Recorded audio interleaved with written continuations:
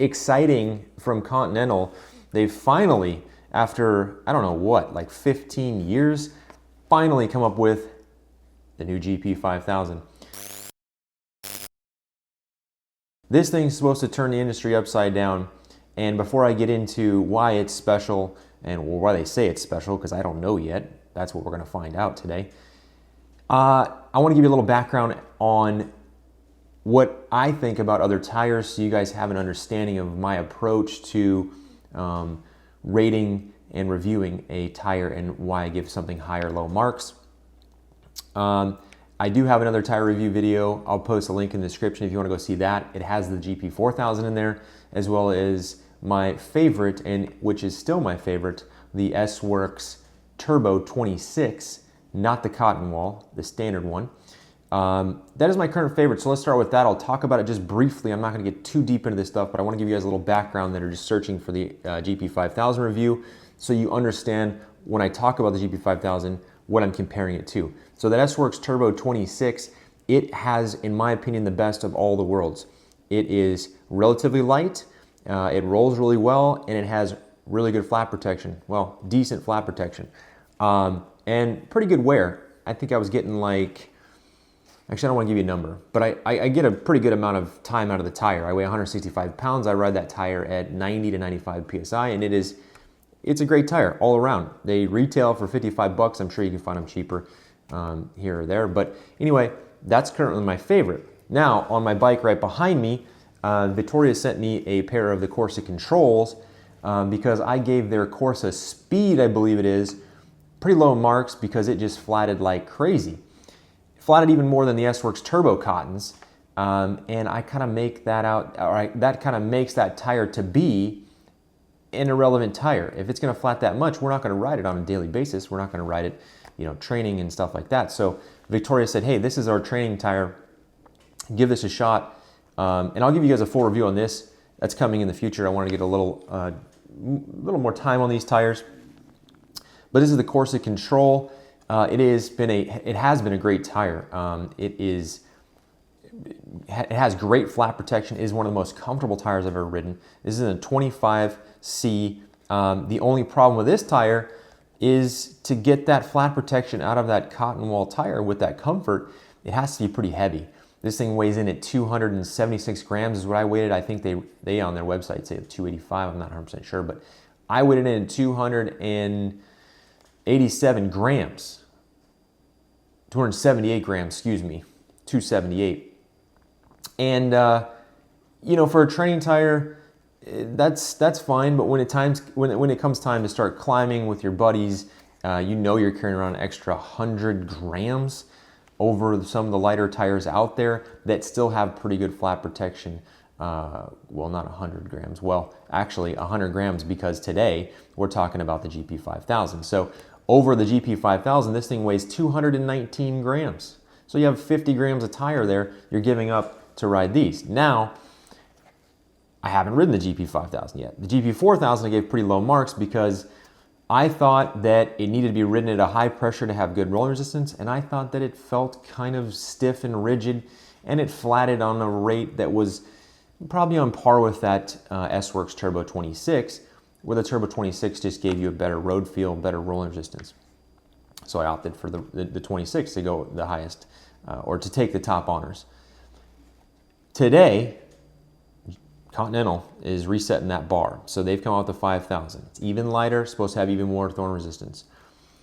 I'm going to ride it for you guys. I'm going to take it on an initial ride. We're going to assess it.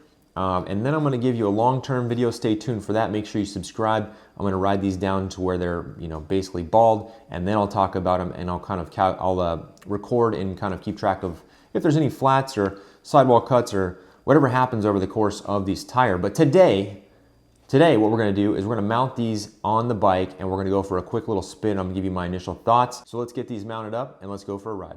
There it is, unrolling it. Man, it feels the same. It feels the same as the 4000. Kind of has that like plasticky feel that the 4000s had.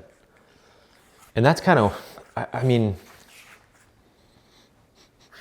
This dude smells the same. Same kind of internal pattern. Feels maybe a touch thicker down the center, but it has that same plastic. You hear that? Real plasticky feel to it. And that's kind of what that 4000, kind of the way I described the way it rode. Real plasticky. Like if you rode it with too low pressure, it just felt like you were dragging along. And then if you raise the pressure, man, it felt like you were just tick, tick, tick, tick, right on the top. I don't know, let's give these a shot. Now that I say that,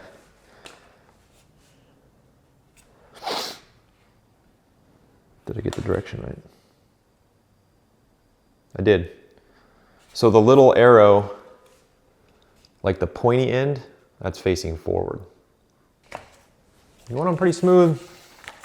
Second side of the bead here, working it on. Here we go. Can we do it by hand? Yes. So that's it. I just want to show you guys one of them. I'm going to mount the other one, and then let's get out and enjoy this nice day on some new Continental GP 5000s. All right, so I've gone probably 2 miles or so. I set the pressure at 95, front and rear. That's what I was running in the course controls. That's what I like running in the S-Works turbos. My initial thoughts is looking down at the tire, man, it is narrow. They had a problem with the 4000s. They would grow to be larger than the size. So they'd grow, you know, obviously bigger than a 25. The 28s would grow to like 29. These things I don't think are gonna get any bigger. If they do, it's only to become the right size. They're super narrow looking. These are 25 seats, forgot to say that as well in the video, and these are the non-tubeless, of course. They kind of remind me of the 4000. Like, they're very stiff. The rubber is stiff. Just like I said, how it sounds, it feels plasticky, super stiff, but man, does it roll. At this pressure, and the 4000s roll well too, at higher pressure. At 95 even, this thing is rolling like crazy, and it could be just a new tire. And every time I put new tires on, I'm always like, oh my God, they roll so good. Hold on a sec.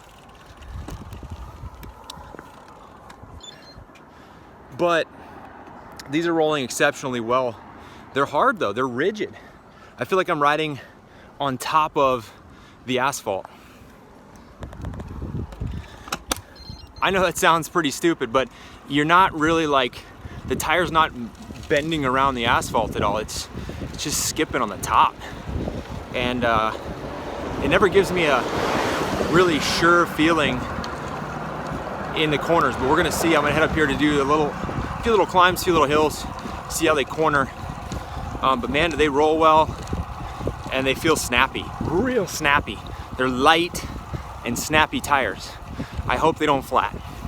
So, out of saddle, let's talk about that for a little bit. I think this is one of the best tires out of saddle, period.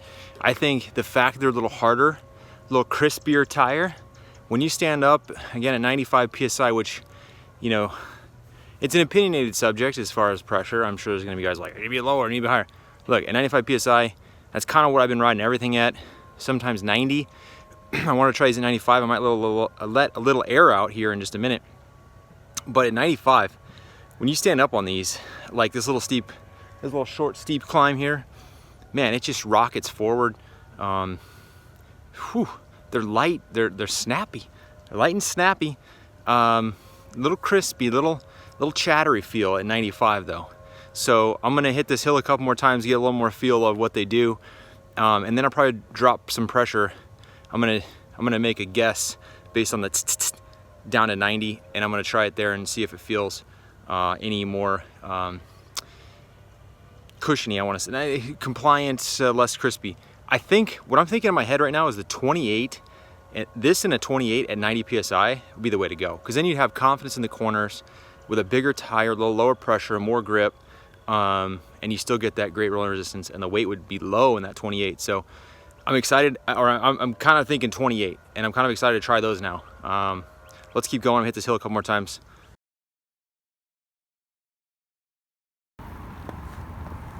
So I ended up stopping by the bike shop and I aired them up, them down to 90 psi, and that's where I ended up liking them the best. It's definitely a stiff tire, definitely stiff, even at 90 psi. You know, it's the stiffest tire of the big three manufacturers, for sure. But I liked them at 90. I weigh 165 pounds. That's where I prefer them. And that's on my SL6 tarmac. Conclusions. It is a great rolling tire. It rolls extremely well. It is extremely snappy, great out of saddle, great acceleration, great rolling resistance. But man, it's just stiff. There's no compliance to the tire. That's the trade-off, I guess. In long term, if it doesn't flat, I would say I would give up that compliance for you know, the how fast a rolling and how snappy a tire it is. So only time will tell on the flats. None today. I'm gonna ride them. Stay tuned for more updates and long-term reviews on this tire. If you guys like this information and you're gonna purchase a pair of these tires and you thought this helped, please use the link below. It's an Amazon link. It supports the channel. If you're gonna buy them anyway, click that button to pick yourself up a pair. And of course, subscribe, and as always, we'll see you next time. Thank you.